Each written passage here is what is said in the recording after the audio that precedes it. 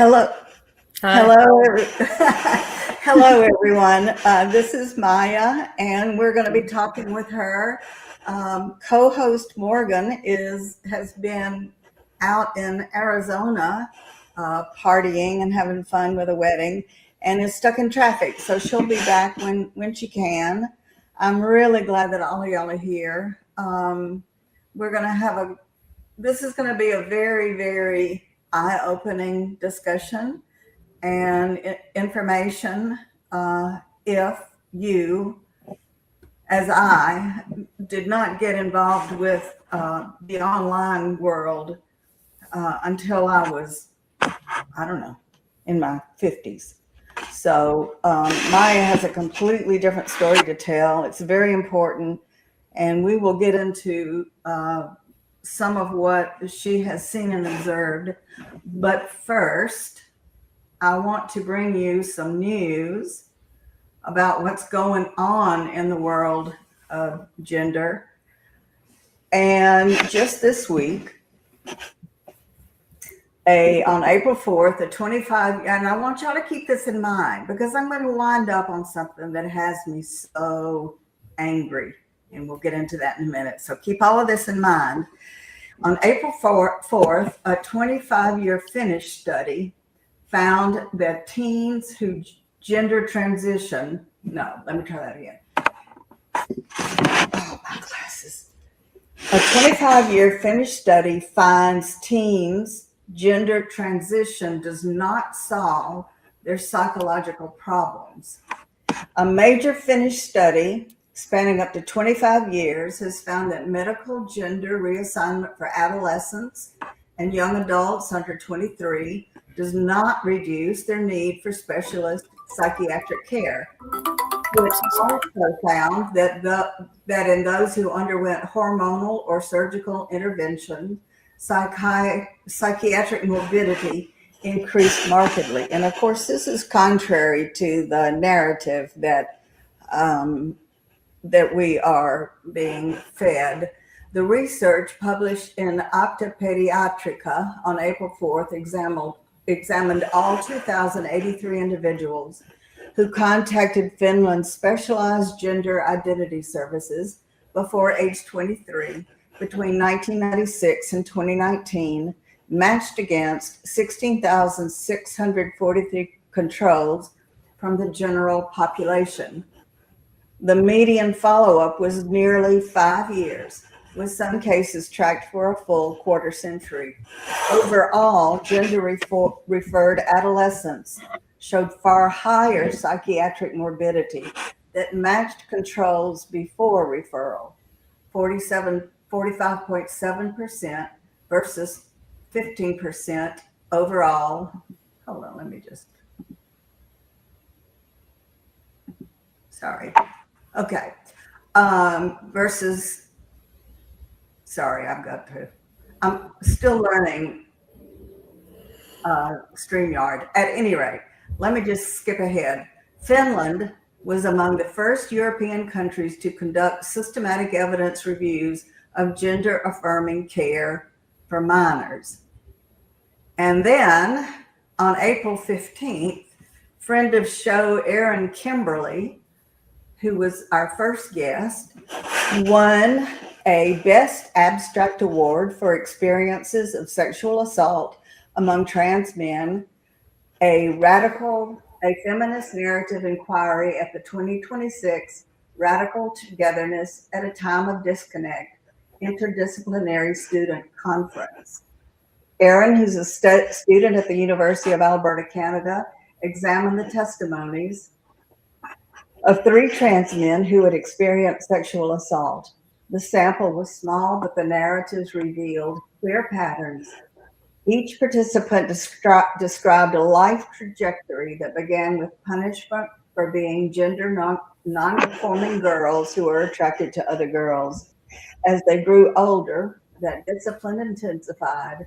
All 3 participants grew up working class in religious environments which appeared to produce a perfect storm of gender nonconformity, economic precarity, and moralized ideas about femininity which interacted in ways that increased their vulnerability to sexual violence. Okay. And then on April 15th, Morgan's friend from another podcast that she hosts, helps host, called The Whiners, I got a tip from Jeff Norman on that show saying might want to take a look at the Miss America gender identity controversy. And so what happened was that Florida Attorney General James Uthmeyer posted on X that, quote, to advance in competition, Miss North Florida 2025, Kaylee Bush was told to sign a contract that forced her to compete against men in the Miss America pageant. She refused. The Florida Attorney General sent a letter to the Miss America organization objecting to its policies that appeared to allow contestants who had fully completed sex reassignment surgery via vaginoplasty with supporting media documentation and records. The Miss America committee objected that that's not what the words meant. But law professor Eugene Volokh said, people obviously have sharp disputes about how to define Miss Asian, consider the eligibility rules for Miss Asian America, democracy, genocide, global warming, and a vast range of other terms. But he said, he's a law professor, it's not for the government to resolve how people can use those terms in books, films, plays, pageants, and other fully First Amendment protected materials, and in promotion of those materials that characterize the content of the materials. And that is pretty much what is going on in a lot of institutions which receive federal funds, including insisting a professor use a student's preferred pronouns, and if all of those things that are going on in the academy, which are quite disturbing. Then on April 17th at the University of Alberta, Dr. Karine Kachadurian, one of the first doctors in Canada to provide hormones to trans-identifying youth, now believes most kids should not be medicalized. She called for a reassessment of the practice. And then today, the world famous Southern Poverty Law Center that I once thought was the best thing just about that Alabama had ever produced has totally gone off the rails. It started out as being a strong advocate for poor people, especially during the Civil Rights Movement. And one of its founders was Morris Dees. And then we learned maybe 5, 6, 7 years ago that the Southern Poverty Law Center, which has been pushing the narrative that the U.S. is overrun with hate groups. And when you look into those hate groups, some of them are like two people living on a farm in backwoods Alabama, As hate groups go, that's not much, but it's useful to the Southern Poverty Law Center because people will fund an organization that has a reputation of being on the side of poor people, but in fact, they have pretty much abandoned their focus on poor people and Black people. And in fact, as I was about to say, it was discovered, 5, 6, 7 years ago, that the Southern Poverty Law Center had $1 billion, I believe was the number, in offshore accounts sitting there. And the reason people have offshore accounts is to avoid having to pay taxes on their funds, and that Morris Dees had been involved in numerous sexual harassment issues and racial harassment issues. And I can tell you, my husband and I used to send money to the Southern Poverty Law Center all the time, every month or every year, whenever they asked for it.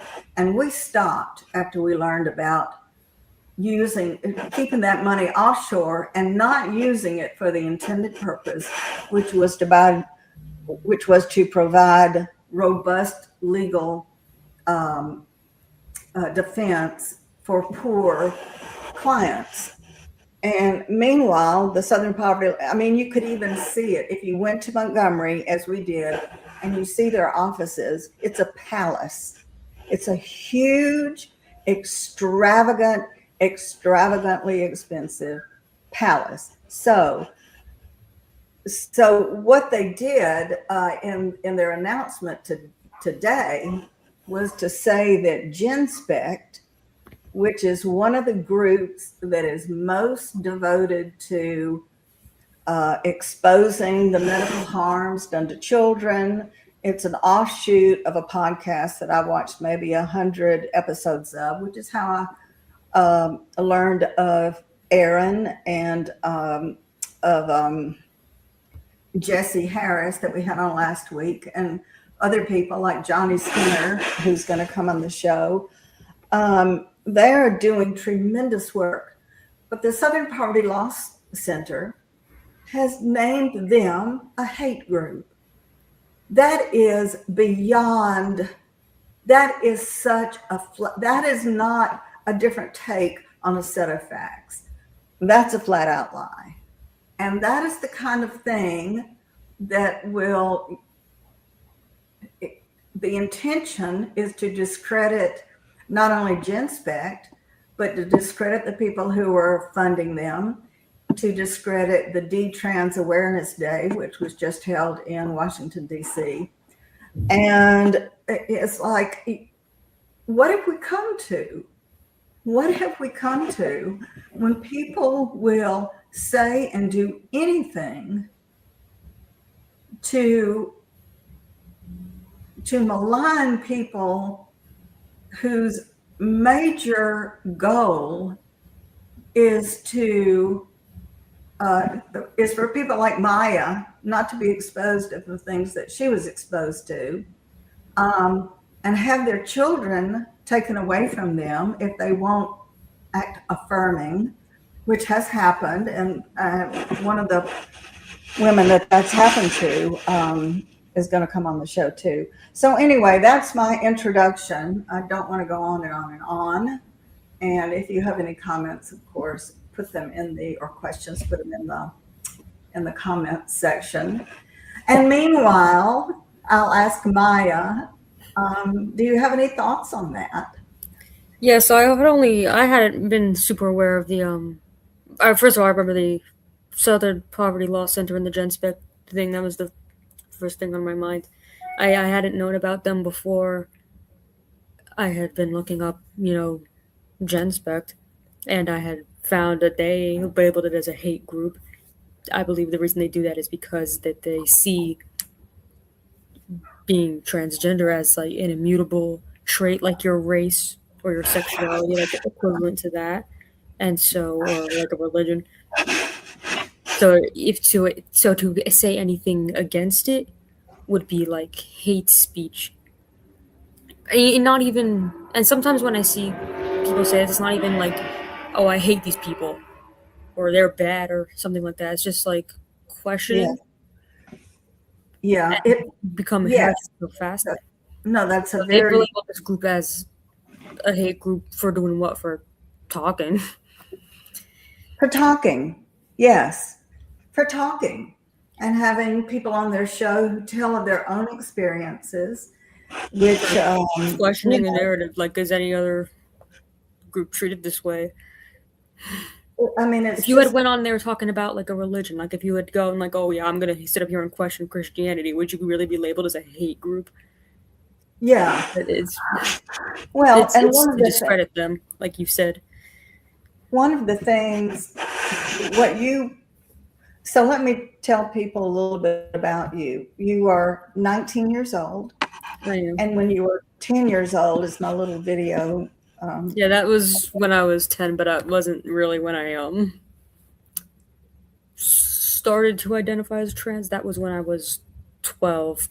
or 13. I can't remember. I was in 8th grade. But So oh, it's in 8th grade. Yeah. I was Oh no, I intending was in to. 7th grade. I'm sorry, I'm getting mixed up. So I It's was in okay. 7th grade. I No, was I 12. was intending to convey The that at 10-year the age video, of that 10, is we when were I, getting online, yeah, right? that actually Yeah. was just a random picture of me online. I actually had access to the internet since I was like 8 years old. So that Oh, was just a random okay. picture Yeah, online. you did 10 tell is me a that. special age for me though, related to this, in that that was how old I was when I met trans people for the first time. It was at summer camp. I had not one but two trans identified friends. One of them was my age at the time, also 10, and at that age I think it's the parents. And another one was a teenager, because they had like mixed age groups sometimes, and they would like break out and then mix.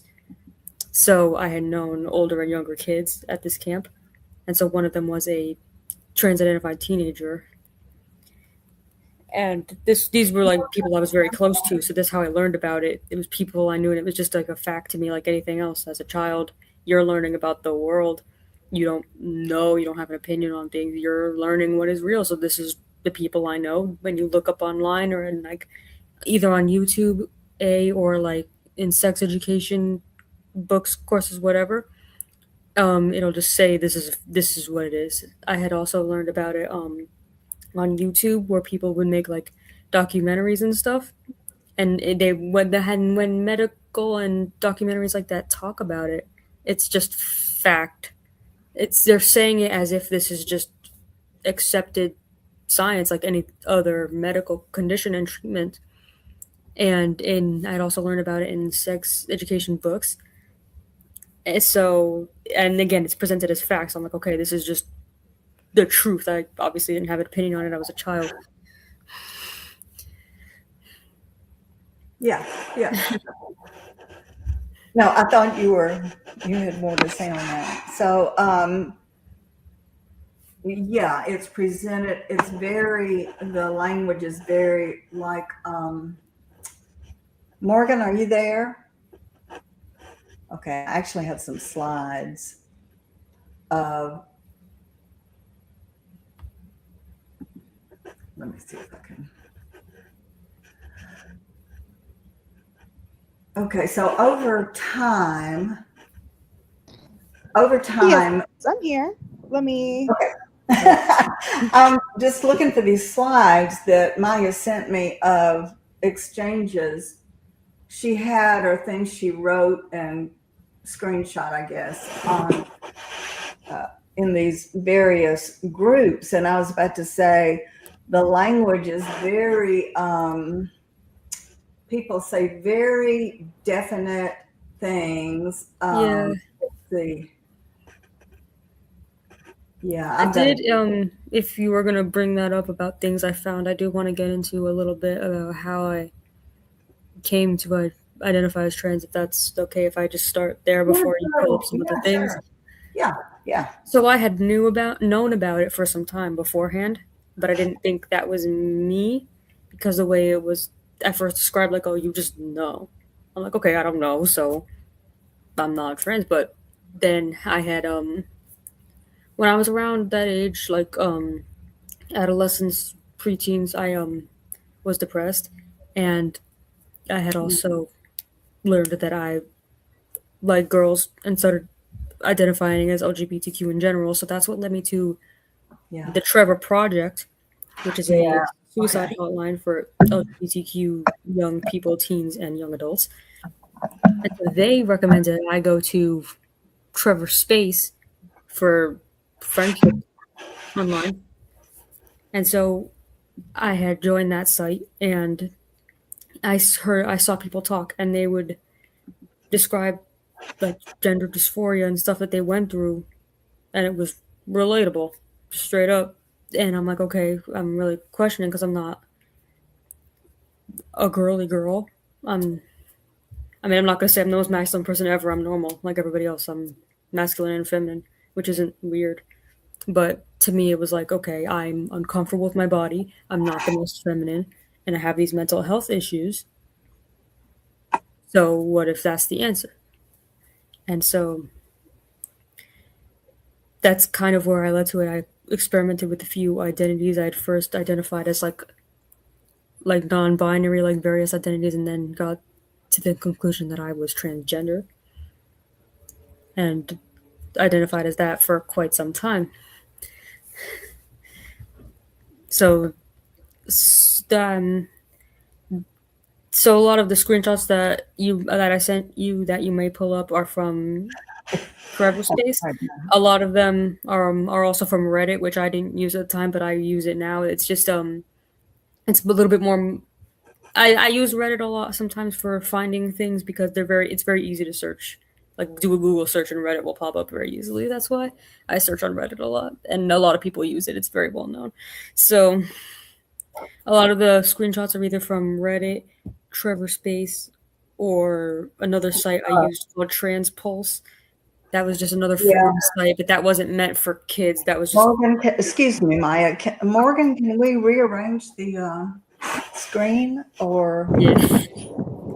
The way they were added, instead of assets, they were placed in the background. I'm trying to switch our layout right now so you can see it a bit better. Instead of assets. Okay. Yeah. So. Okay, so now you guys can still talk. So we can still talk. Yes. So you started out with, and I have some others. It might be better just to talk about it, but so as you can see, Trevor Space is, as it says here, is an affirming international community for LGBTQ young people, ages 13 to 24.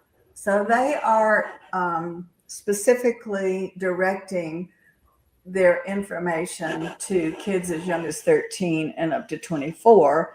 And it's basically start meeting friends. You can make friends, you can have community.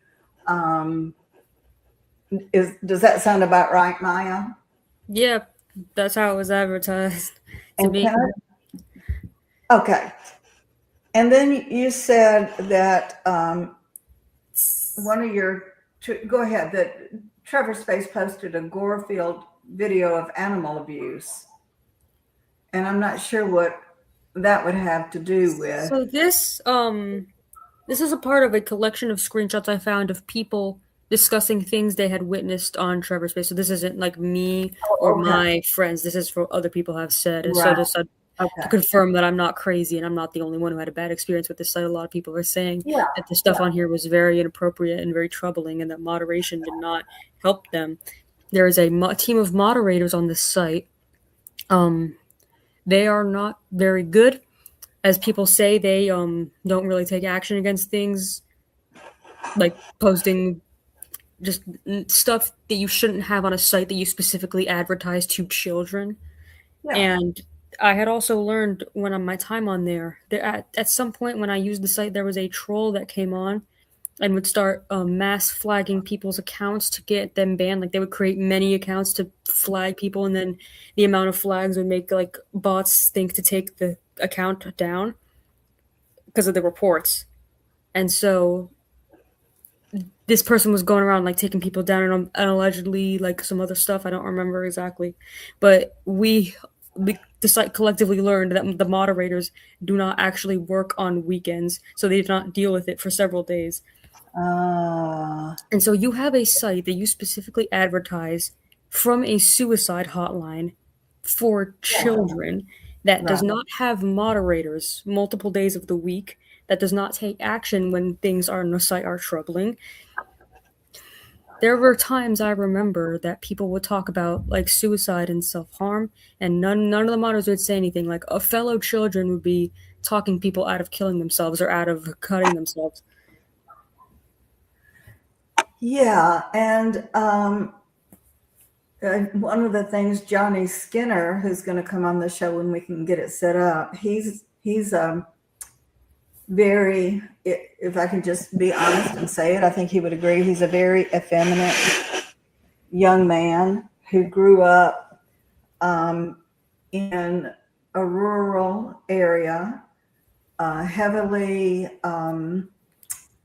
evangelical Christian, and his mother was given the advice that if you don't help him transition, he will commit suicide.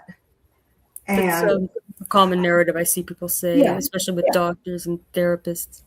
yeah.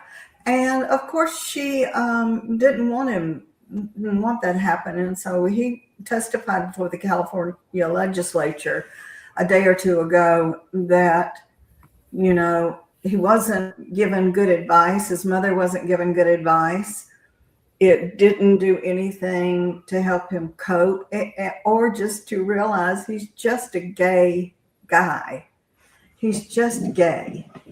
And he said, because of what he went through, the testosterone the other estrogen and the other medical interventions, that he has never had an orgasm and likely never will, because it causes these permanent, very significant damages. Another thing you told me that you came across in TrevorSpace. Oh, and the bottom line of my story was, at one point he called TrevorSpace. He was feeling suicidal, and he said they all but hung up the phone on him. So everything you're saying is that they're advertising one thing and not it sounds like not even making an effort to deliver Yeah, it. they specifically advertise it as like a safe space. And if you go on the site and you see some of the stuff, it's just straight up not safe. One, because of the inappropriate content you're going to find on the site. Number two, because of the social dynamics, which I can start talking about. They because they advertise as a safe space, that people kind of act that way, especially, at least in my experience as a new user. Like, I was kind of love bombed. I felt this was a safe space, that these people were the only ones that were going to accept me. They were being very nice, but I learned pretty quickly that there's a lot of social rules.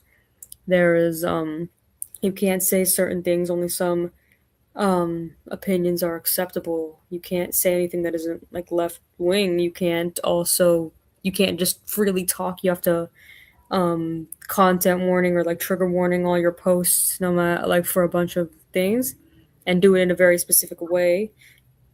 So if you, I guess, broke one of these rules, you would be socially punished, either by people coming at you or just straight up ignoring you, withdrawing that affection. And so when you're in this space, first of all, these is advertised to suicidal teenagers. So think of the mindset. These are the people who said they were your safe space, and now they're going to take that away if you don't act how you want. So you learn to associate your companionship with your only people who will accept you is on the line if you do not comply. Which is why behavior and opinions can change pretty rapidly upon joining the site, because if there's a lot more at stake than just disagreeing with someone. It's you lose your social circle, you lose your safe space. Yeah. So that's a kind of emotional blackmail. Yeah. I compared it to, and I wrote some articles for the Parents with Inconvenient Truths about trans. I wrote some articles for them. One of them, I compared it to like a cult. If you learn about how they operate, I found it to be honestly pretty similar, to be honest. Yeah. And they tell you to take people out of your life who don't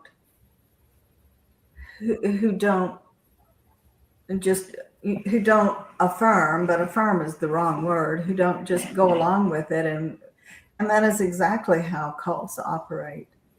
Which is why I actually think affirm is the right word. People usually say accept, but saying if they don't accept you is like kind of saying it is what it is, and you can either agree with it or not, but it is what it is. To say affirm is to agree, and you can affirm something that isn't true or is true, but it's like your opinion, which is why I like to say affirm instead of accept, even though most people would say accept. Okay. All right. But however y'all like to talk is fine. That's just what I say. Yeah, no, I mean, that's one of the things is we don't really need to have everybody agreeing to use the same language and not having any opinion on it. And one of the things that you said too, I don't know if you got this advice on Trevor Space. I think it was, Trevor Space. I think it may have been on mermaids where Mermaids is a not specifically a social site. That's a charity that goes to like schools and stuff and works with parents and children. So that's not one of the online sites. I think there was just a mistake there, but it's okay. Well, what I was getting at was that you were advised, I think in one of these spaces, that if your mother would not agree to you being undergoing medical interventions, that you should call child protective services on you. Yeah, that was someone who I did send you that image if you were able to pull it up on the screen or not. It's okay if you can't, but that message was sent to me by someone on a site called TransPulse. It's one of those forum sites for trans identified people, but not targeted towards kids, essentially. This is not it. It was the one. That's not it, man. It's okay. Yeah, this is it. There it is. Okay. So this is a reply to a post I made on that site talking about gender dysphoria, I guess. And this was this person's response to me. I should have also screenshot the post I made, but it is what it is. So this is pretty like the advice people would say because they think if you are not affirmed and transition that you are at risk of killing yourself, that it's like torturous to live this way, so that they think anyone that is not affirming you is hurting you. Yeah. Let's see, was there more to that one? I don't think so. I think it was just a one screenshot. I'm still learning this. It's okay. And it's not clear to me what everything does and doesn't do. And so these are real tiny little images. It's not good. But I think you also said, I think it was you who told me that had you lived in a state that was not a red state, and had they taken you from your mother at that time in your life, you would have welcomed it. You would have thought that was something good happening. I would have. At the time I wanted to transition, I had planned as an adult that I was going to get like a double mastectomy. I was going to take testosterone, and that I may have even gotten phalloplasty. I mean, I knew at the time that phalloplasty was kind of terrible, that people have complications left and right. But I hoped that by the time I was an adult, the surgery would become like safe and better. Magical thinking. I'm an adult. It's still terrible. Yeah. But yeah, I was very insecure about my breasts, especially. Because you were uncomfortable having them? I was very uncomfortable having them at the time. And especially I had always had a little bit of insecurity about them, but if anything, it got worse when I started identifying as trans, because once I did, before it was just like an insecurity like any other. After, I had internalized that they should not be there. That I'm right for having this insecurity. Like, if you're like, oh, I'm fat, everyone's gonna be like, no, you're not fat, you're fine. Unless you actually are fat. But no, normally people will be like, it's not a big deal. Yeah. If you're insecure about other things, like, and people say it's not a big deal, like, oh, my nose is big, who cares? It's not a big deal. Oh, I'm flat chested, okay, who cares? It's not a big deal. You love yourself. But when you said this message to these people in this space, they're like, yeah, you should get it removed. Yeah, here's my inspo pic of my top surgery. Here's my Here's Yeah. all the cool things I saw this video like, oh yeah, here's the I'm clothes I'm so excited to wear now that I've got top surgery. Look how much better it fits now. I don't have these anymore. And that's the message you get. So that had increased my insecurity about them at the time. And I was very insecure. I didn't want to look at my body. I was wearing sports bras all the time. I had sometimes worn like two. I heard someone say you could like bind by using two sports bras, which I did sometimes. I would also slouch a lot, like stand like this, so you could so my shirt would hang looser, and it wouldn't look like I had breasts. And when I over things like showering and like having to even just wash my bras and didn't have one to wear for a little bit, I would be very upset about it. I honestly remember times like I would just like cry looking at my body because I was like I found this so insecure and almost disgusted by it. Let me take a minute to say, welcome, Morgan.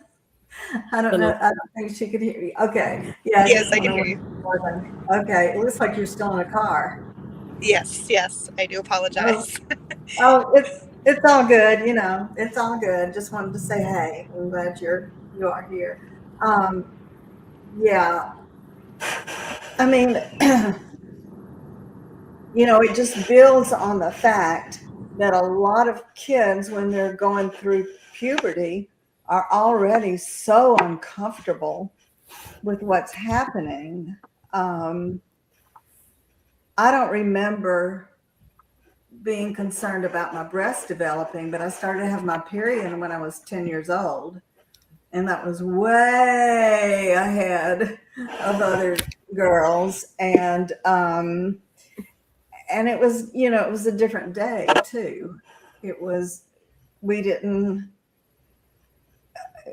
have the same products that we have now. And, you know, it was a whole different setting. But I do remember thinking that, you know, at 100 pounds, I was fat. You know, I didn't look like the other girls. I didn't have skinny legs, you know, those things. And you're just already like not enjoying puberty very much. And then you know, people come along and, you know, I think one other thing that happens online, which I've spoken of in the past, is the prevalence of pornography. Yeah. And some of it's very violent, sadistic. And I think a lot of young people would, and you can understand why, would conclude if this is what it means to be a grown woman, I don't want to go there. If this I have heard that perspective that people have said that before, and I have also heard from hearing people talk. There's a high comorbidity between trans identification in girls and them having been raped or sexually abused.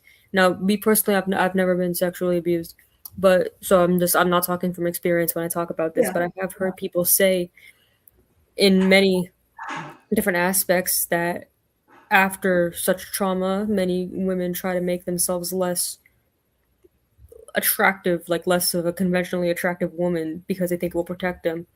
And so I've heard some people say like they gained a lot of weight because they thought it would protect them. Other people have said they transitioned, then they try to look like a man because they won't touch me if I'm a man. Yeah. There's also the other perspective that, especially because there's such a high comorbidity between trans identification and depression, I learned it's like alarmingly high. So when the depressed people are especially vulnerable to addictions because they are looking for an external dopamine source that their brain just doesn't give them. That's why they'll turn to drugs, then they'll be more open to trying drugs and getting addicted than other people are because it's an artificial dopamine. It changes their brain to give them dopamine that they lack. And so there's drug substance type addictions, but there's also other type of addictions that give you artificial dopamine in other ways. One of these things is sex, masturbating, and pornography.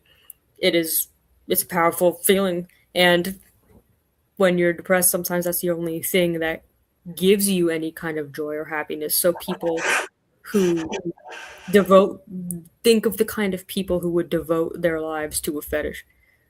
Yeah. Yeah. It's the Yeah. kind of people who don't get joy outside of it. Yeah. Right. And that's not to say that all trans-identified people have a fetish, but some do.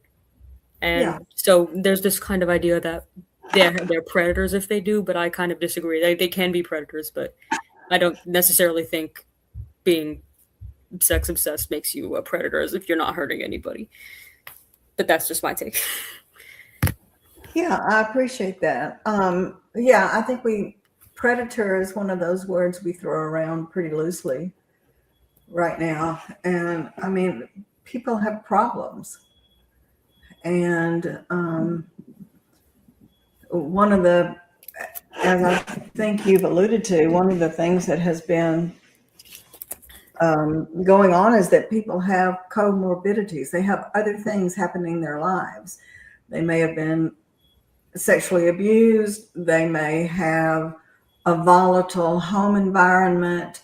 They may come from a background where being gay or lesbian is just a shockingly horrible thing to be. And so you try to cope with it. And then along come these big funding operations to take advantage of, particularly, that you've got these spaces directed, like Trevor Space, directed to 13 to 24. And, and it's away from their parents. It's,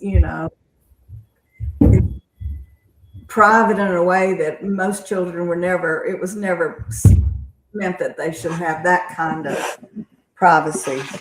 I'm sorry about the banging. I don't know what the heck is going on around me. Oh, no, it's okay. It's okay. I'm fiddling with my ring light too because I'm getting so much light. It's like, good grief. Yeah, that's okay. I think one of my neighbors is. No, and another one of the sites that you wound up on, there was Mermaid, and there was also, but I want to go back to Mermaid for a second because I know. So that was something. So Mermaids specifically is not an actual website. They go to, I guess, with parents or schools and give presentations. I think they're based in the UK. So that was just something I heard because of the resources that I found on there that they made public, and like this is the education that people are getting on trans, which is very alarming. But that was not one of the sites I used. I used Trevor Space and I used Trans Pulse. Yeah, well, Trans Pulse is a whole other thing. We can check this out for sure. What? But yeah, we can check this out. If they have a forum on here, I'm just to clarify that this wasn't something I used. This is just something I saw as an educational resource, not like a forum, if you know what I mean. Well, what I wanted to, because you had mentioned it in Trevor Space and Pulse, Trans Pulse, I went to these sites, their websites, and the thing is, even Mermaids, I mean, look at that. It may be information for parents, but it's got a little kitty cat and it's got a little shark. These are very definitely, to my mind, are appealing to kids. And they also have quite a bit of merch like this. The little boy wearing the t-shirt with the shark, which apparently means something. Yeah, a shark. I'm not sure the origin of this, but I know that a shark is like a trans symbolism can be because they Oh, are they one of those? Yeah, there's this. I don't know the meaning of it. I'm gonna be honest, but I know that a lot of trans identified people, they have it's like kind of like a symbol, like how do trans listeners have like the lizard, and I know it has a meaning, but it's not that important. It's just like a symbolism. Like the shark is sometimes that, especially specifically the Blahaj from IKEA, that stuffed shark. They sometimes use it as like kind of like code symbolism, like it's a trans shark or whatever. I don't know what it means. I don't know the origin, but I just know that's something that's used a lot, and you'll find it a lot in these spaces, just disproportionate amount of sharks. Yeah. Well, I was just pointing out that when I went to that website, regardless of what it says it's about, it's there's a clear direction towards kids, with the logo, the little kitty cat and the shark and the pink and the blue and the merch. And then there is the horrifying Merd's mango. Yeah. So the mango aspect of it this was interesting to me too. It's an mango. Now this is with mermaids, is an acronym that stands for Mermaids Advocacy Network Group Online. And there again, you've got, this is a group, how it began. And then while you're reading it down, you can't really see it, but down in the far left-hand corner, it's popping up every few seconds that so-and-so in Australia has pledged 10 pounds a month. So-and-so in the US has pledged 10 pounds a month. So there again, you've got this real emphasis on getting the money in. But the most offensive to me is TransPulse. And would you agree with me that Maya, that they take it sort of next level? I think they do sort of take it next level, but the reason why is because I think this is made for adults. So the other ones are keeping it a little undercover because they are directly aimed at children. I think TransPulse is aimed at adults, but they allow children, so they still need to be held accountable. So in terms of content, I would say, yeah, it's pretty out there. Well, they say one of the things I picked up on was they say we're not in favor of girls binding their chest. It's dangerous. Is that on TransPulse? Mm-hmm. Interesting. Pretty sure. I don't remember having seen that. I'm not sure if it's new or not, but I believe you. I'm not saying that. I'm just saying I don't remember that specifically. But in a way, that almost makes it kind of better because if you go on like Trevor Space or something, they're going to encourage it. Like, oh, it's perfectly safe. But the thing is, they say they're opposed to it, but you go to their merch section and they're selling it. Yeah, selling binders and selling, sex toys, or that's a mixed message. I wouldn't want any child. I don't want anybody going on that website. I don't like anything about it from what I've seen, but it's let's see.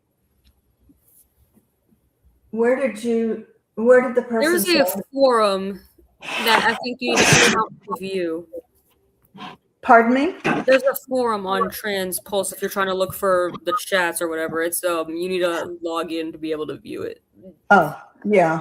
But it's not recommended. I don't know. What do you think, Morgan? Can we have moving parts? It's so fascinating. I think what's interesting is you say that these sites are generated towards children. Trevor Space specifically is. They say we're aimed at people 13 to 24, so that would encompass children. So they're aiming at children. Yeah.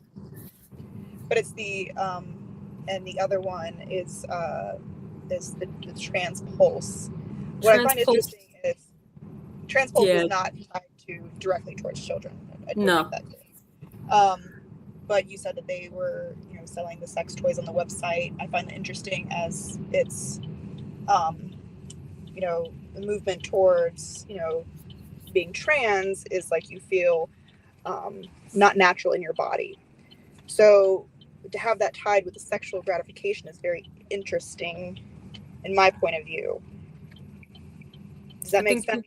The reason it's tied with sexual gratification is because for many people it is a fetish. Not everybody, but a lot of people. And that's why they would sell the sex toys. A lot of people get off on that idea, like autogynephilia.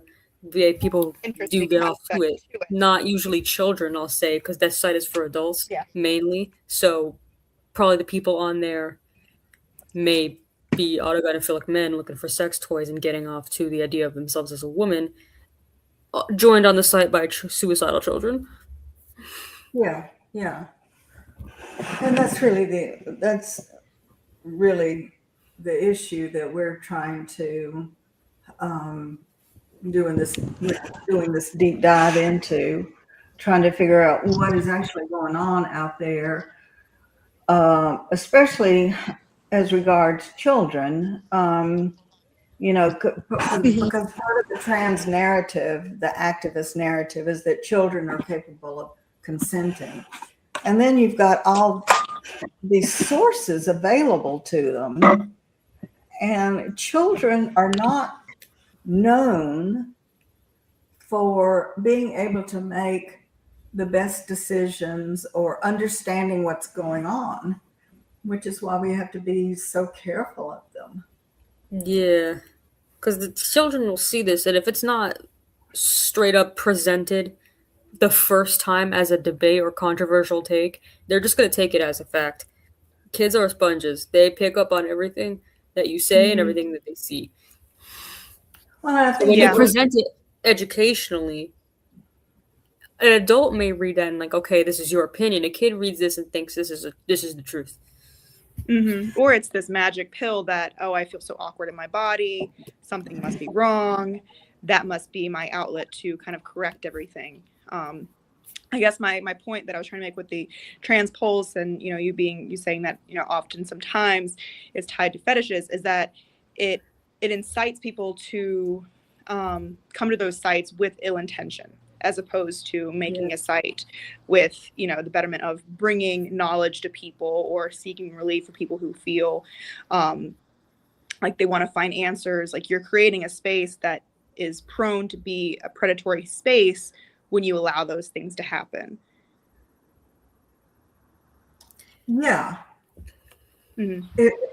I mean, you don't have to set yourself up, as it's not like the old days where a van showed up on the, Yeah. man and a man with a puppy, and you could teach your kids, avoid vans and men with puppies who want you to come look at their puppy. That kind of thing. Now it's gotten much more sophisticated. And unfortunately, from my years in immigration, like, I think Mermaids is like a 501c3 in UK. It's a charity. Yeah. And of course, there are a lot of charities in immigration who don't care what they say. They don't read the documents they're promoting. And it's about getting the money in. Once you start the money coming in, then you're loath to say, okay, we did it. Okay. Go home, pack it up, go home. No, that's they've got to find something else out there or promote, the thing coming down the path that promises things it will never deliver, like comprehensive immigration reform would never deliver what they were saying it would deliver. But that's neither here nor there, really. Earlier you mentioned I think I'm sorry. Earlier you mentioned predators becoming more robust. I learned a little bit about the way predators act as well. They prey on two things. One, they want to get children to like them. They will engage in things that children like and find themselves in these kind of spaces, and online spaces, especially with things that gravitate towards children. You will find predators, especially with an example being like the whole Roblox situation. It's so popular among kids. Like, I have Gen Roblox the game. I have like Gen Alpha cousins. They are obsessed with Roblox. It's a whole issue that was being exposed about predators on Roblox. People meeting up with kids going missing, sexual content, and the site doing absolutely nothing about it, banning people who try to expose them and letting predators roam free. These people are trying to gain access to children, A, in a way that will like them, and B, they prey on the lack of knowledge that parents and adults have about children's spaces and children's lingo and world. They prey on parents' naivety. So when it used to be, oh, it's a van, it used to be like predators just didn't really a thing. So that if someone comes up in a van, like, yo, take a look at my puppy, you would assume, okay, he's just a nice man. And so people become aware of it, and so you don't see that anymore because it's too obvious. So now we got to go online where people won't see it, and then like, okay, online predators don't like send nudes to people. Okay, I'm gonna be your friend. Let's be friends. Now let's talk about sex. It's grooming, but it's not obvious. And Yeah. something specifically, grooming does not feel like abuse because the entire goal is to make you comfortable with them and to present themselves as a friend. I know that Meta itself, the Instagram and Facebook, they were caught in a big scandal a few years back, basically kind of with the same thing, but they were promoting underage girls who were posting provocative photos online while knowing that they were underage. And it was this big controversy because that they could figure out that they knew that they were underage, and yet they were still promoting their content to other men that perceive to like that content. So it's they themselves were acting in a predatory manner, as opposed to banning those accounts or silencing those accounts or alerting the authorities to some of the the men that had a proclivity for those types of pages. So it's such a new world when you have the internet playing in these roles, when people normally that we were shown, they seem very cutesy, very friendly, and very inviting. But so the parents have this trust, and they're being confronted with something that is very foreign to them. And of course, every single parent wants to do, majority parents, they want to do good by their children. So it's even they're kind of being preyed upon in that sense. Yeah. Mm-hmm. I think it's also that parents don't really know what their kids are doing online. I'm just straight up. Because all this I had access to, I was technically not allowed on social media at all, but I was using it anyway through these kind of not very obvious, like Facebook, Reddit stuff. I would go on these obscure sites that parents wouldn't know about because they don't recognize it. And there's even sites that have social features that you wouldn't think about. I saw someone say, like, I personally use like this site where I would upload like drawings I did, like coloring pages I did, and there was social features on the site. You could talk to people and get all these different things, including trans talk to an extent. Not a lot of it, but there's some in a social space. And I heard someone say that their child had got access to some predator who groomed their kid into identifying as trans, and then I don't actually remember exactly, so I'm sorry if this is just straight up false. But I think, but I do remember that this kid had got through it through like a Lego site, and it was, you think it's games, but it's not. Mm-hmm. I mean, I don't disbelieve that there has been some instances like that. Of course, we hear so much, like the Roblox is a great example. My nephew, who's 6 years old, that's what he loves to do. By all accounts, it's very an innocent thing. It's this very like basic graphic, and he just plays these chopping wood, or it's very But there's also the added component where you can talk to people, which it seems like that is like the underlying aspect of where predators gravitate towards. I remember my generation, it was like Club Penguin, Webkins, like those things that might be too young for that. But I'm too old for all of it. I have no idea what y'all are talking about, but that's why it's a value. Also had private chats that I think that they I know Club Penguin, they got there was a lot of, I guess, police officers would actually find a lot of men who were trying to solicit children through those websites. I'm not sure about Webkins, but Club Penguin was one of the websites that they were doing it. So it's this known thing where they have these childhood apps. When there's this added element of a private chat, it seems like that's where it's a known thing that predators will rush towards. So it's a very odd thing to keep rolling out these different forms of applications and games where kids have that option. Yeah, I think some people might not necessarily realize it because sometimes it's fun, just straight up. They think, oh, I'm going to make a game. I'm going to add this chat feature so that we can, communicate with players, especially like with team games or things like that involve communication. It's an added aspect that makes it fun. Immersive, yeah. But when your site gravitates towards children and you have free chat, you need to understand that this is where these are the types of sites that predators will rush to. Mm-hmm. Oh, free chat. Yeah, I'm sorry, Ellen.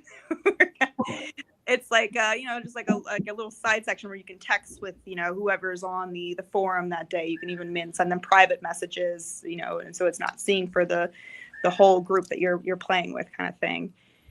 Well, I know even on Facebook where I hang out, I mean, Twitter's different, or X, but on Facebook, you feel like you're forming these relationships, and then suddenly you're getting a text from a guy saying that you've been sharing information about immigration or gay marriage or whatever it is, and he's like, I have a feeling I may not be your cup of tea, but could we get together sometime? And I'm like, you moron. No, we can't get together. Mm-hmm. Or they start sending you messages like, sometimes you act like you really don't like me very much. And I'm like, wonder why. I'm just like, you're a married man with kids and dogs. Why are you saying this? What does it matter to you if I like you or don't like you? So what I'm saying is, I mean, I've been around the block multiple times, and I've had lots of experiences with people. But when it's that online space, I still don't see it coming. I can't really pick up on what's going on. That's not just on. That's not being typed out. Mm-hmm. Well, this is also fascinating and, also infuriating that these sites exist and that they are taking place and that they're, really exploiting children at the very most vulnerable time. Like Ellen, you said, we're both kind of experiencing puberty. It's like you feel so foreign in your body already because you had just spent the majority of what you already know, just being this kid. And then you have this added element of emotional irregularity, and then you got the hormones that are playing all these games with you, and then it's a very separate time for people to come in and try and influence you and really kind of take advantage of your ignorance at that. Which is why I find it especially criminal that they try to mix this with healthcare and mental health care. Because that's how Trevor Space, I guess how I found it, because they first on the front exist as a suicide hotline, which is mental health straight up. It's not any kind of ideology, and on the surface, it's obviously a noble goal, like preventing teen suicide, whether LGBTQ or not, is a noble goal. But behind the surface, they have this free chat, adults and kids mixed in, have at it with inappropriate content and no moderation. And they present that, and even worse is the doctors who actually will give hormones and surgeries to children and present it as fact when it is not, and it's ideological. Well, one of the things you also pointed out to me was that on, I guess it was Trevor's Space, that there is a guy there advertising that he can get you, they call it DIY. Yeah, HRT. DIY hormones or HRT. So that was something I had seen on Trevor Space, a discussion involving both adults and teenagers. I saw the accounts. I was just so curious. I had to take a look at the accounts. It'll tell you based on how you create your account if it's allegedly an adult or allegedly a child. There's also this guy, so the first thing I saw, there's two things I saw. The first thing I saw was on Trevor Space, people talking about DIY hormones and recommending it. And then there's this what's on the screen right now is this Eli Ehrlich guy who I don't remember where he advertises. I think it's on Instagram or something. But he is essentially giving away his estrogen pills to children, and there's no doctor Getting involved. over ordered somehow, and how you over order, I don't know how you over order. believe that's what Yeah. it said. Wait, Yeah, that's this is so frustrating, Morgan. So that's two Okay, different so things. I One is wanna the give- Eli Ehrlich guy, and then this is people on Trevor's Space talking about DIY hormones, adults and children, and they're just recommending it. There's no doctor involved in this. It's risky enough to do it with a doctor. There's like monitoring your levels and side effects that needs to go on Sure. with it that people don't understand. You can't just be giving. I mean, you're essentially just giving away medication to children. Let's be straight up about what this is. Imagine someone doing this with any other medication. Which I mean, personal experience, I take medication or I have in the past, and I mean it's hard to get that from my doctor. Like they, Yeah. certain types of like you said, you have to do the check-ins, you have to do the blood work, you have to for their even licensing, they have to make sure that they see you on regular basis to make sure that they don't do anything ill-advised or lead you down the wrong path. So it's very, very interesting how these are getting in the hands in an excessive amount that they can give them away. I just want you to kind of describe what we're seeing on the screen, because I think like a little bit of the text is Yeah, it got cropped out a little bit. I have the original image. I can pull it up and read. So essentially, the photo we can see is chopped up pills, and let me get the actual original image. I can read. It reads, "I order 4 times more estrogen and testosterone blockers than I actually take. You should too. Several states have now banned trans medicine for minors, but we won't let a single young person go without medication. We'll provide care ourselves if youth can't access formal medicine." So that's how I guess he's doing it. He's placing false orders, like just fraudulent orders saying he needs all this and he doesn't, and he's giving it to children. So I guess on the bottom of this post, you could have children and adults both interact with this post, or is this post kind of just posted? I'm not sure. This specific post I found elsewhere. This was not on Trevor Space, so this is not a Trevor Space specific thing. So I'm not exactly sure. Based on the other posts he made, there were 2 that I found. One of them I'm pretty sure is on Instagram. And on Instagram, anyone can have at it. You can be an adult, you can be a kid. Just reply if you want to. This may also be on Instagram, the first one. I'm not exactly sure, but yeah, I'm pretty sure if you're a child, if you have whatever app this is on, you could probably be able to interact with this post of his and get access to these drugs. Okay, now this one, you kind of alluded to it, but Trevor Space will show you if this perceived account is either most likely being an adult or a child. This specific image is my editing. If you go on Trevor Space and you go to you click on the profile and go to the account like you would on any other kind of social media, it'll tell you just like on the top banner, like adult or child. Okay. This is some editing that I did to blur, first of all, just blur their identities, because I'm not going to go doxing these people. I don't care what they're talking about. It's just not appropriate to be doing. But also to tell you what I saw in their account, just added context. So this is my personal editing, not the actual site itself. Yeah. That's good to make that clarification. Blurring and me typing over it. But it'll give a profile picture and a name like every other social media, and you tap on their profile like any other social media, and like right below their name it'll tell you adult or child. Gotcha. Okay, but that's I see from kind of what you've popped up, you do have a method for interaction with these posts, these comments, which is again, I reiterate, that is welcome towards adults and people who are, they say, upwards of 25. So you're 13 as a child. And there was this other image that Ellen added. It seems like it has kind of cropped it out. So this is a person Yeah, basically is it looking for possible? tips. Question. I'm 17 and trans masc, so female to male.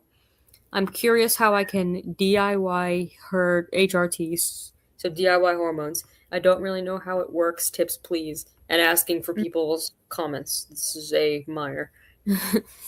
Yeah. And so then in this post, you'll probably have under the comments or people who within the Trevor space you directly message somebody like in a private.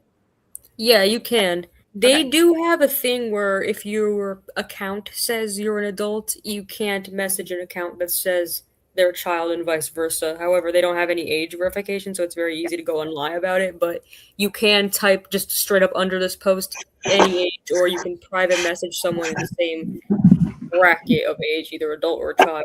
Mm-hmm. That's how the site functions. Gotcha. I mean, I think they do that in that sense to try and mitigate liability kind of thing. So what that shows me is that they recognize that these sites have been used for nefarious reasons in the past, and that's why they're trying to at least have some, I guess, perceive to the public that they're trying to create these mechanisms to hinder those actions to occur, but they're still really facilitating this major platform that is, it seems to Yeah. kind of. Good point. Good point. Yeah. Let's put us back on the screen unless you have some other images that you want to show, Ellen. Okay. If there's any others that I sent you, you can pull them up if you wish. I know that we become relevant about Trevor Space, trans pulse, mermaids. You sent me I think you've already mentioned this, about masturbation and asking if there's anyone who would like to. Yeah, this is part of the Trevor Space testimonies. So this is something someone had witnessed on Trevor Space. Essentially, this is one of many people. I saw another. I don't know if I sent you another one of someone saying they keep seeing pedophiles on Trevor Space. Yes. And nobody does anything about it because the moderation is ass. Sorry, this is the only way I know to do this. Nope. Yeah, this is what I've mentioned. This is just someone on the site saying there's a bunch of pedophiles on here. What the hell? And as far as you know, nothing came of it. No. Yeah. Not as far as I know. I mean, unless something I didn't know happened, then likely nothing. And a lot of people talk about these kind of things, but usually nothing happens. There's a lot of people talking on the site about how the moderation is terrible and it needs to be better. This is what happened to me. A lot of people, like, it's not just a me thing with this site. This is an ongoing problem. Mm-hmm. Yeah. So, do you have a thought on whether these sites should be shut down altogether? Either by the government or by Google, or I don't know. Or do you think they just go underground and kids would find them anyway? So I don't want to be like into censoring, especially if you're an adult. If there's a difference between an adult and a child, and I'll get to it. If you're an adult, you should be able to access whatever site you want to access. But when you advertise this kind of a site to children, you need to be responsible for the things that happen on these sites, and you need to understand that what goes on this site is being seen by children. So, personally, I would probably want to see maybe an investigation into this because of what people are saying, the alleged abuse on these sites, the pedophiles that I don't do anything about, the insanely inappropriate content on these sites and the moderation that is not existent, despite it being a site advertised by a suicide hotline to teenagers, and they're just not being held accountable for it. I think individuals need to be in trouble, but I wouldn't, just my opinion, I'm not into site censorship for adults, but that's just my take. Well, I think Like, yeah, I don't want to say take down any site that says something I don't like, even if it's egregious and horrible, because who draws the line? That's my opinion. If you want to take down this site, you have to draw the line at what's inappropriate and what's not, and who's deciding that. So, but however, individuals, there's like criminal content that I've seen with the pedophiles A, the drug selling B, there's And criminal. this guy could be tracked down. I mean, even if he's using a fake name, I mean, there are people yeah, who that's what I was. understand you have to go out. And I wonder if there have been any lawsuits. I wonder too. I genuinely don't know if there's been any kind of lawsuit with that guy. Or any. I don't think any anything has become of the Trevor Space drama, one of many things, because all these accounts are anonymous. Nobody's going by their real name on that site. I think awareness, biggest thing. For young parents who are young, if they're having children, being introduced to this new realm, awareness on these issues, that some of these sites that perceive to be educational will maybe help your child, or like kind of what you're alluding to, Maya, is like, more kind of diligence in watching what your child is up to, and in knowing that, okay, they might not be on Instagram, and you might check their Instagram and everything might be fine, but they might be doing other things. They might be in other forums that have these private chats. This new element where, the people who genuinely know about these new websites and the private chats are going to be predators. So being aware of that. When you get into the censorship and outlawing, like you said, where do we draw the line? And that pretty much absolves some of these people who are knowingly allowing these platforms to continue and be predatory, allowing, a space for these people who are going to take these exploitive actions on children to kind of get away with it. And I think what a major thing would be is probably litigation on direct individuals that are taking these actions, if not the heads of these charities. You're taking all this money and how you're facilitating these forums. I think kind of openly talking about facilitating drugs to another person, whether I guess you could do it with aspirin, but like you're talking about actual prescription drugs. Yeah, it's a little different than over-the-counter medication. Yeah. So I'm sure that there is some kind of laws against that, because you cannot do that if you're not a licensed medical professional. I'd be shocked if there wasn't a law against that. Mm-hmm. So that's what I would say is maybe if you have these highlighted cases where, this person who, this Eric person gets prosecuted for facilitating drugs to a minor, it's just on down the line. The charges would be as long as you are. Yeah. And but I think what you're running into, Ellen, is a lot of the social structure of this, how this this is spoken about in forums. You're really not, this is kind of the hush hush conversation. We're not supposed to be out and about having these conversations in a forum where people can access it. It really is kind of probably an underground network of people that are saying and trying to alert people, like, be careful on this website, or kind of like we posted on that someone commented saying that they had witnessed, a few predators, what's going on this website, these things highlighted and pushed to the top as they should be. I think that's kind of what we're trying to accomplish on this show, is to make people aware of what's actually going on. Mm-hmm. Yeah. And I don't think of myself as being an especially naive person, but Maya, what you taught me is just, I knew it in theory, that there was a lot that children were exposed to on the internet, bad stuff on the internet, but seeing these actual going to these websites and then bringing my own sort of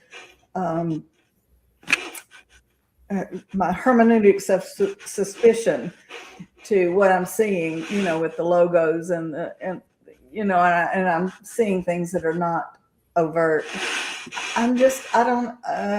And then the Southern Poverty Law Center comes along, and Declaring anyone who questions this a hate group. a hate group. Yeah. And seriously, and the thing about the Southern Poverty Law Center is it is like the blue ribbon social justice group, the blue ribbon, top of the line.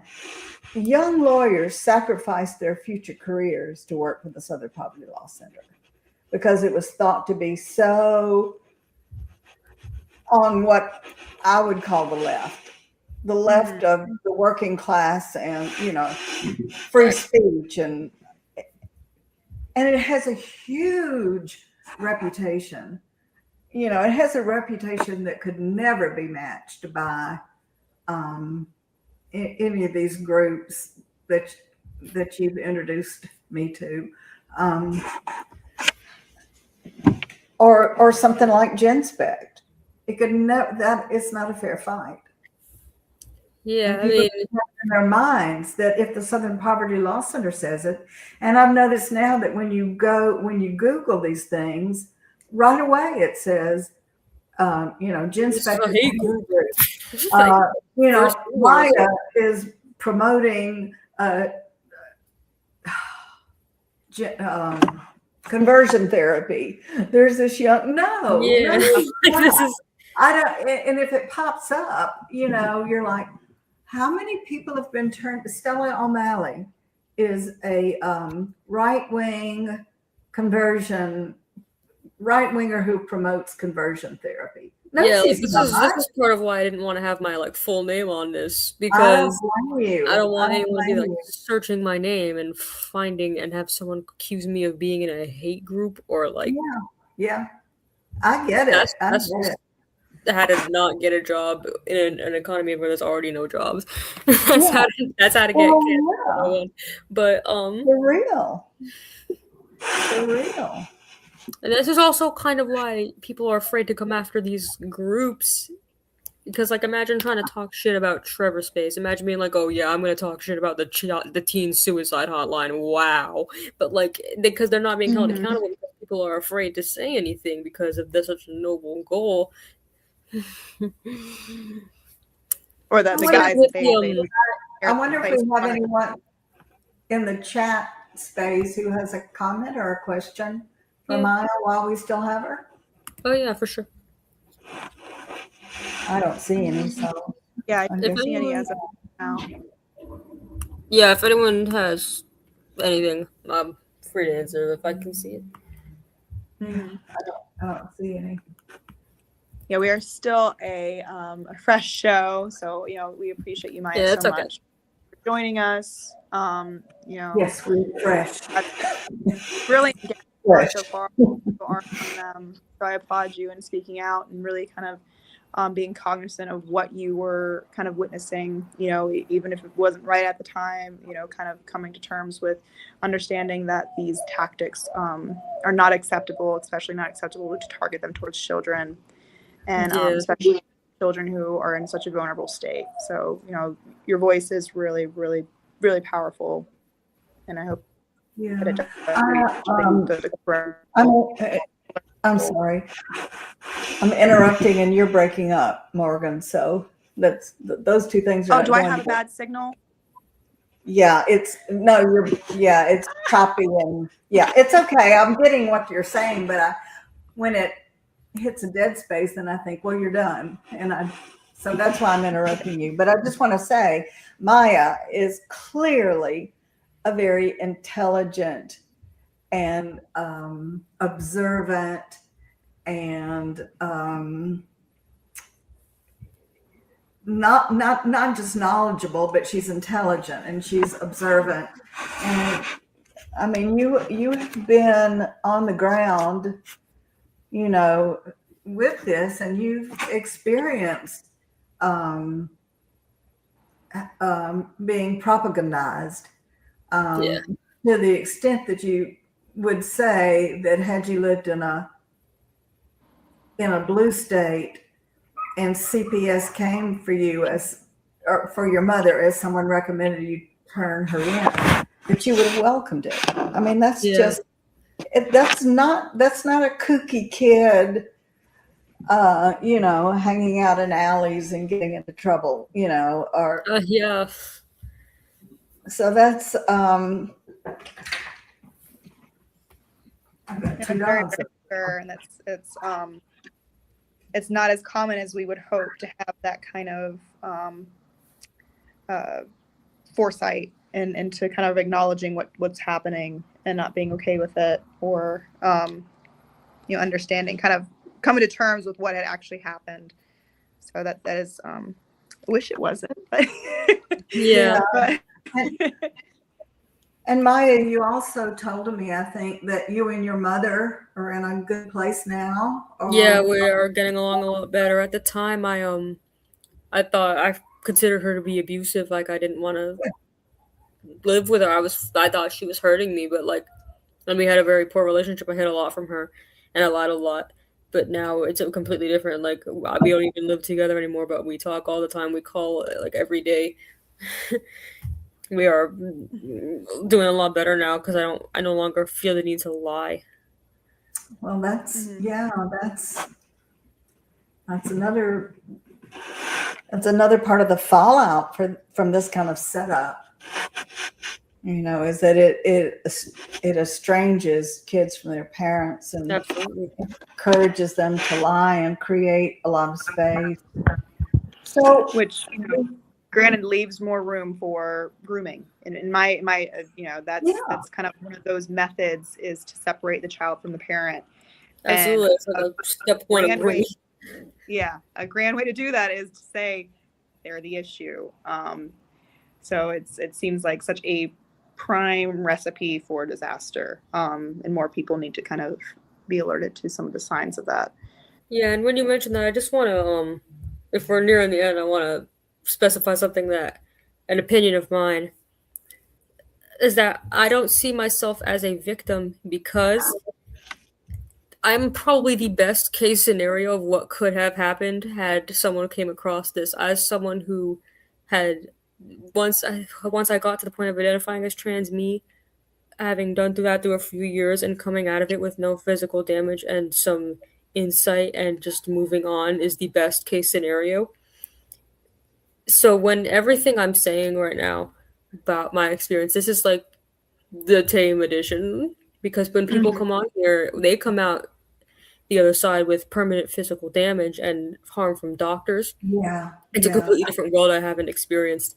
And so that's what I want to specify, that that's why I want to say that I'm not a victim, because this is the best case scenario, and this is the outcome that I wished had happened to more people, that yeah. it wasn't allowed. Just straight up, the parents did not affirm, the state did not affirm, and you grow up and realize what's appropriate and what's not appropriate and what's true and not true, and move on. And that should have been the case for everyone, but in these states where it's not, these kids are coming out of here with permanent physical damage. Yeah. And Have you ever thought of writing a book? I haven't considered it truly. I mean, I might, but I haven't given it much thought. I do write for parents with inconvenient choices about trans, and I've written for I don't really write for it, but I post on Twitter. I actually do have an article coming out for Pitt Substack tomorrow. It's perfect timing. Okay. I don't think I created a banner for that, but this is PITT, which stands for Parents With inconvenient truths. Inconvenient Truth.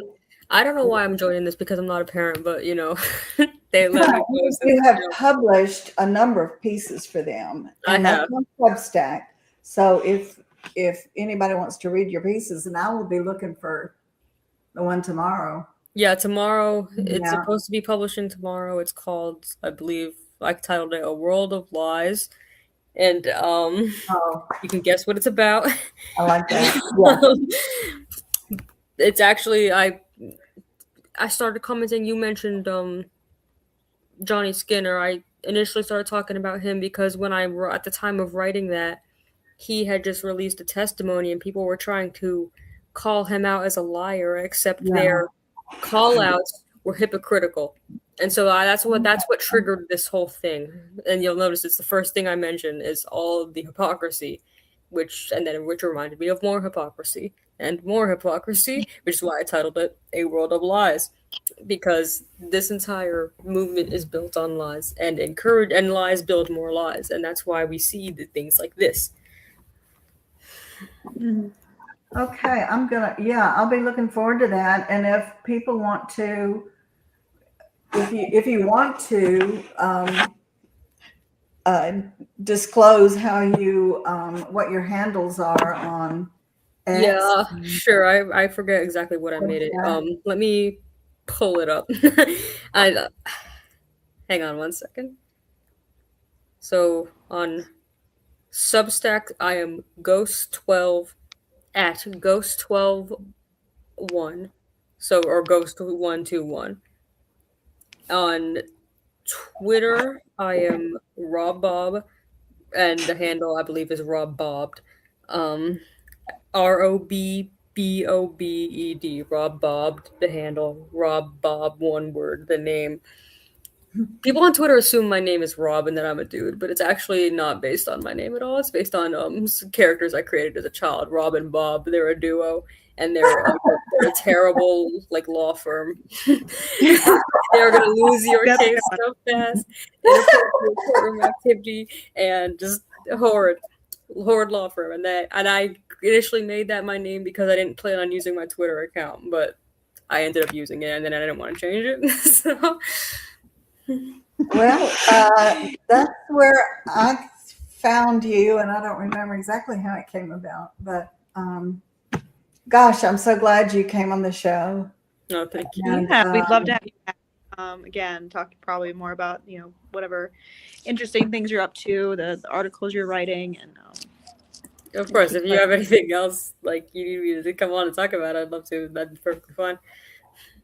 Brilliant. Okay. Yeah, Well, sure. thank you so Well, much. just give us an update. Very creative with names. My name is very, very big on social media. Yeah, mine too. My name is Ellen Jimerson at Ellen Jimerson. My brain does not have that sort of creativity. But the downside is that everyone thinks you're a dude. But actually, I don't really care. But then people assume that when I talk about things, are quick to call me misogynist or whatever. Like I'm a woman. But they have this idea that when you speak and they assume it's coming from a man, that they interpret it a little different. That's the only issue with it. I don't care about the pronoun thing. Like if someone were to ask me my pronouns, my genuine answer is any, because I don't control how you talk about me. Talk about me however you want, refer to me however you want. Although I have a feeling I know which one you're going to use. But you can do whatever. If you want to call me he, have at it. Yeah, that's somebody somebody asked me in person, what are your pronouns? And I'm like, well, what do you think they are? That's my answer now. Whatever you want them to be. What is your you tell me. You're the one talking about me and not you tell me. Yeah, exactly. So upcoming are